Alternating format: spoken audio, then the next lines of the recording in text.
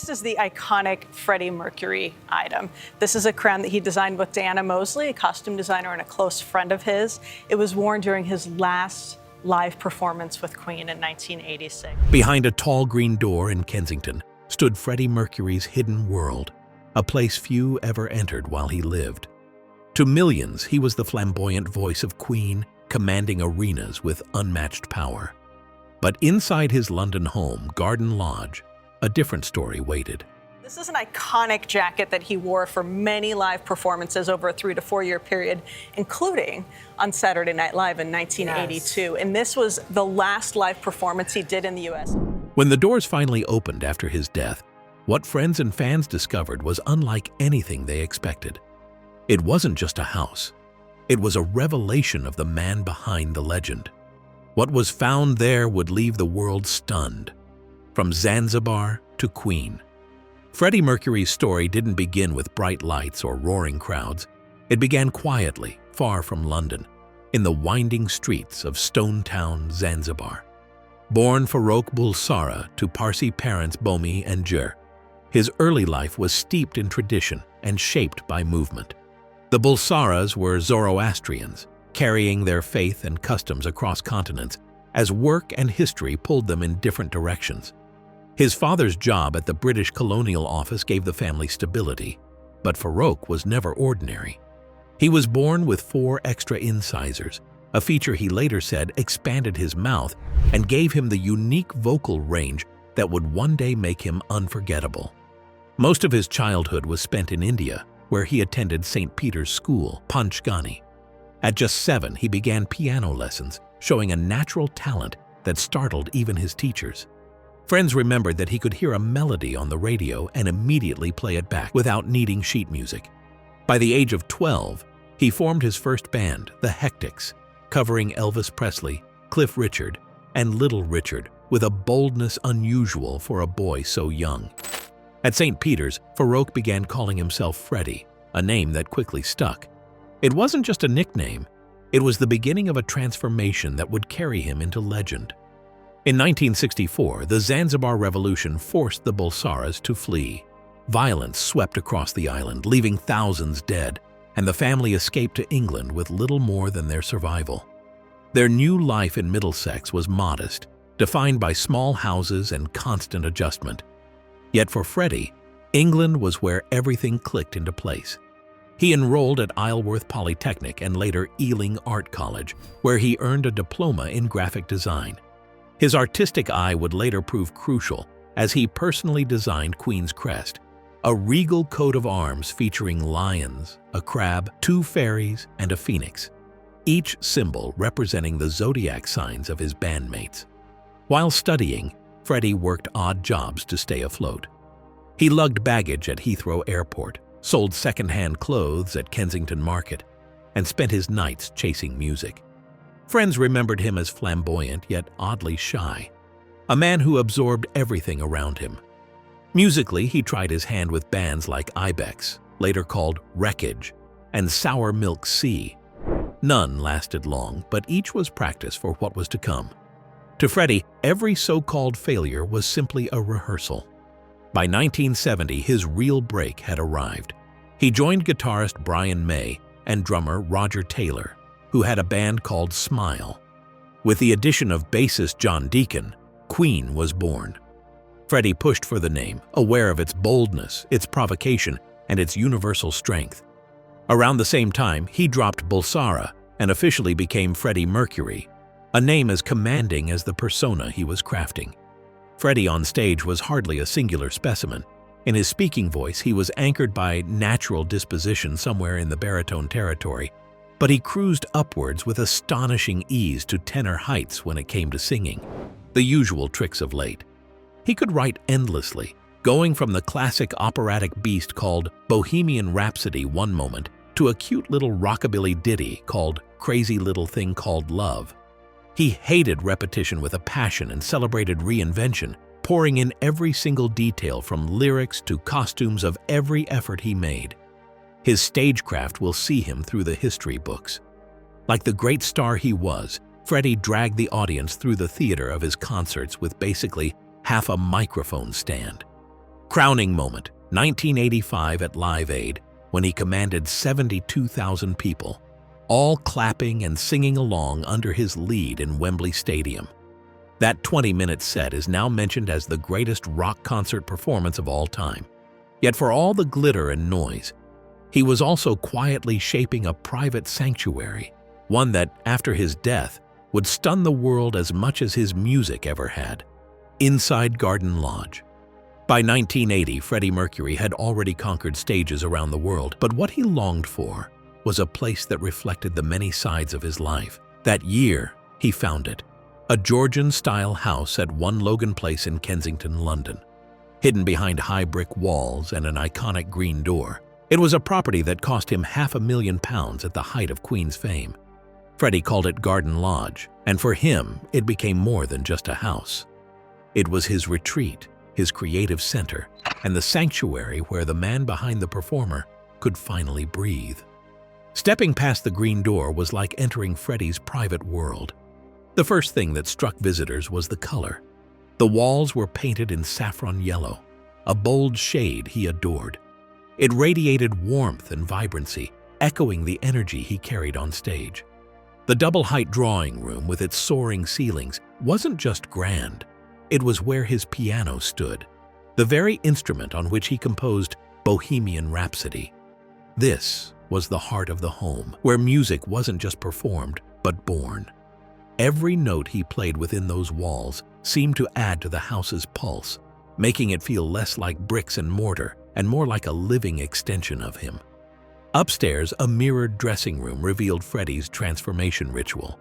Here, he laced his trainers, perfected his mustache, and adorned himself in the outfits that would captivate millions. To friends, this room was pure Freddie, practical yet flamboyant, a stage in itself before the real one.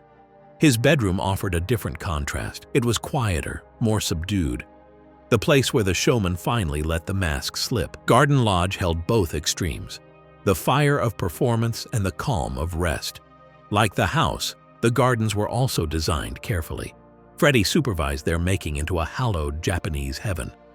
Gentle pink magnolias were there in bloom, and trickling background water features whispered. Trimmings of neat topiary added even more order and a little balance to the picture.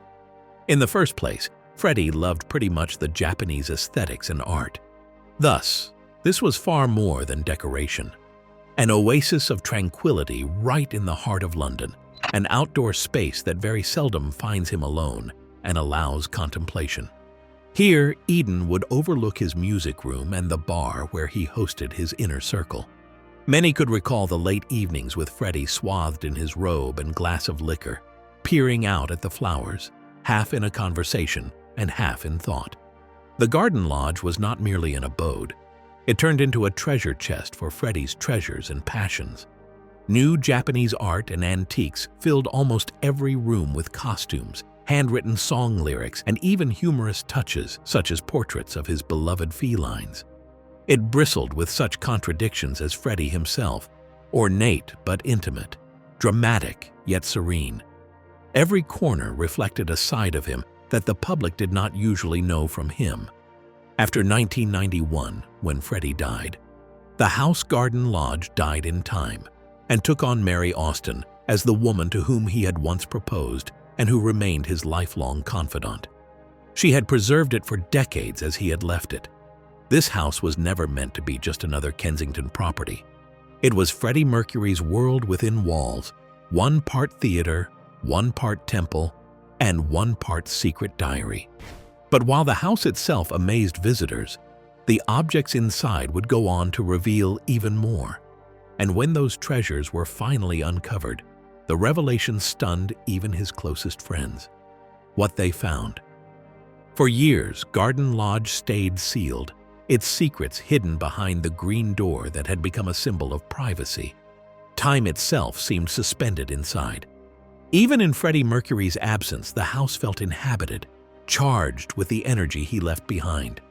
When the decision was finally made to let his possessions leave those walls, it was more than an auction. It was the first time his private world spoke to the public. What emerged wasn't a vault of indulgence, but a record of discipline, artistry, and humanity.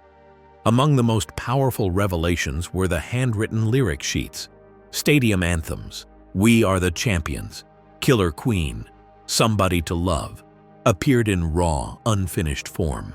Words crossed out, verses abandoned, melodies reworked. These pages exposed the labor behind the legend, showing inspiration as something messy, restless, and alive. They shattered the myth of effortless genius, revealing instead a craftsman who doubted, refined, and reshaped until the song finally sang. Then came the costumes, sequined bodysuits, leather jackets, capes, and the velvet robe with its replica crown from the 1986 Magic Tour, all preserved like artifacts of theater. More than glittering fabric, they carried memories of nights when tens of thousands roared his name. Each garment was a declaration of identity, Freddie's playful coronation as rock royalty. But the small things did not go unnoticed either. There would be the portraits of his dear cats, toys hidden up in the shelves. All these small little things that had been picked carefully. Friends would recall how he once called up home while away on tour, only to ask someone to hold the phone receiver to the ears of his cats so they could hear him. One of them, Delilah, had a song dedicated to her. And all those details conveyed a man who had private passions that rivaled his public ones. Japan was everywhere in his life. Woodblock prints, porcelain, lacquerware. Every piece chosen with the same eye for beauty that shaped his music.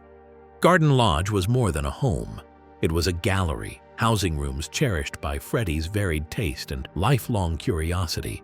It wasn't a collection, it was curation, where a world was built piece by piece around what moved him. And then comes the green door, layered in graffiti, love notes, and thank you messages from fans. For years, the door was an unofficial shrine, and by the time it was auctioned off, it had gone for over £400,000, which was almost the amount Freddie paid for the entire house back in 1980. Revered with so much affection that the paint appeared chipped and faded, this door was a physical embodiment of the grief that the world felt for him. After decades, the stories of Garden Lodge were finally told, releasing treasures into the world far more eloquent than any news story. The tales of the man, who was in many ways a walking contradiction, flamboyant yet tender, theatrical yet inscrutable. The world was not taken aback by its glamour or ostentatiousness, really, but rather by all that humanity was imbued into it. And yet, for all the treasures uncovered, the most dramatic revelations weren't found in objects. They were hidden in the fragile bonds of love, loyalty, and betrayal that shaped his life inside those walls. Love, loyalty, betrayal. Behind Garden Lodge's brick walls, Freddie Mercury lived in a world that only a chosen few were allowed to enter. For all his flamboyance on stage, his private life was a fortress of intimacy and trust.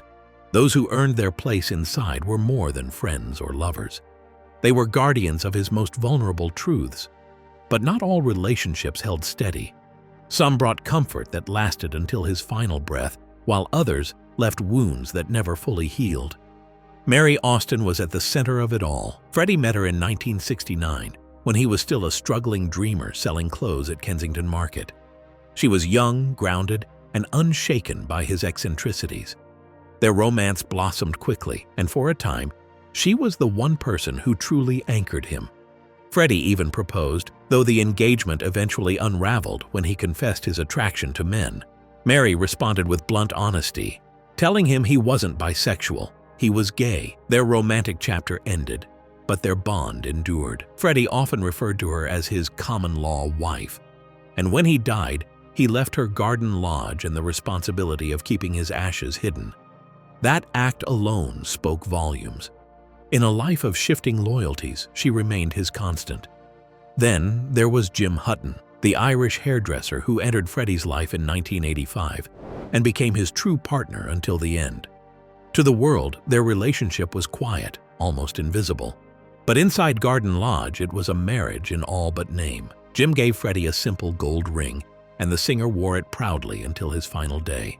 Building a private life far removed from the roar of stadiums, from dinners, quiet evenings spent together, and a love that clearly faded only when illness overtook him. had been the life they had together. There was such tenderness in Freddie's voice whenever he spoke of Jim, and it told that he really cherished that companionship. Paul Prenter, Freddie's former manager and close associate, was far darker than that. Paul was the trusted confidant who understood Freddie enough to assist him in soothing his feelings from external ridicule. But the first fault lines started to show. Many believed that Prenter encouraged creative decisions that further alienated Freddie from his bandmates, with tensions piling high over time. By the mid-'80s, the relationship soured. The last straw came in 1987 when Prenter sold an unsavory story to the tabloids. That story revealed Freddie's private relationships, and in it, secrets Freddie had fought with all his might to protect. To all his friends, that was one of the deepest cuts in Freddie's life. For not just what was said, but by whom it had been said, the betrayal has scarred him. With time, trust in others had ebbed to the lowest with Freddie, and his circle had tightened further. The Garden Lodge had, most of all, become less a home and more a fort, a place where only the staunchest devoted companions were held. For Freddie, love and loyalty became part of survival as much as luxuries. He had lived long enough to seize the moment. Trust easily gets shattered, and he guards his heart as intensively as he once gave to the stage. Yet there was indeed strength even in betrayal. Freddie simply refused to be embittered. He would be surrounded most closely by Mary, Jim, and other very select buddies, finding enough love to see him endure these last years. It was indeed this circle itself, so frail yet so unbreakable that it would die with him through his last chapter. And as his health began to fade, Freddie prepared for one final act of control: how he would leave the world and on whose terms. The final curtain. By the late 1980s, Freddie Mercury's health was faltering, though few outside his closest circle understood the truth. On stage, he remained a giant. In private, he grew increasingly fragile. What never wavered was his determination to control the story. He would decide what the world knew when they knew it, and how his final act would play out. His last public appearance with Queen came at the 1990 Brit Awards. Gaunt but smiling, he stood beside Brian May, Roger Taylor, and John Deacon. Rumors swirled, with tabloids speculating about AIDS, but Freddie refused to confirm anything. He despised pity. To friends, he insisted on business as usual, pouring what strength remained into music, rehearsals, and recording sessions. Behind the green door of Garden Lodge, life shifted into quieter rhythms. His closest companions, Mary Austin, Jim Hutton, Peter Freestone, and a few others, formed a protective circle around him. The house that had once hosted raucous parties and endless laughter became subdued, though not sorrowful. Freddie still found joy in sketching, listening to records, or simply gazing into his Japanese garden. The man who had electrified stadiums now drew peace from magnolia blossoms and the sound of trickling water. On November 23, 1991, he issued his own declaration to the press. It confirmed what many had suspected for a while, that he was HIV positive and living with AIDS. He stated that until now, this truth had acted as a shield for his loved ones. However, he no longer wanted this truth to remain hidden. Just one day later, on November 24th, he died in Garden Lodge, aged only 45. Shock for the world was not just in his death, but in how little the world knew about what he had gone through. The imprint of his own controlling spirit extended to Garden Lodge in death as it had in life. Mary Austin inherited the house and half of his fortune, which she has now preserved exactly as he left it, with the piano, costumes, mirrored dressing room, and his other cherished objects never touched for decades. The guests described the house as a time capsule, from which it felt as if Freddie could appear at any moment. Mary, some years later, chose to dispose of quite a few of his belongings. More than 1,500 items were sent to auction, with proceeds going to AIDS charities. Fans and collectors were amazed to see fragments of his private world come into view. Handwritten lyrics, clothes worn on stage, and even the green garden door. The auction turned Freddie's personal possessions into tools of hope, extending his legacy far beyond that of music. By 2024, the Garden Lodge had over £30 million slapped as a price on it, not only reflecting London's property market, but also the aura attached to its past owner. To Mary, it was still a laughter-filled, loving place, full of memories. To the outside world, it had grown into something bigger, a shrine to a man who lived with dazzling audacity, fiercely protected his truth, and gave a legacy that continues to resonate long after the final curtain fell. Freddie Mercury's story doesn't end with the music. It lives on in the memories, the treasures, and the mystery of Garden Lodge. If you enjoyed this video, give it a like, share your thoughts in the comments, and don't forget to subscribe for more stories like this. And when you're ready, click the next video on your screen. You won't want to miss it.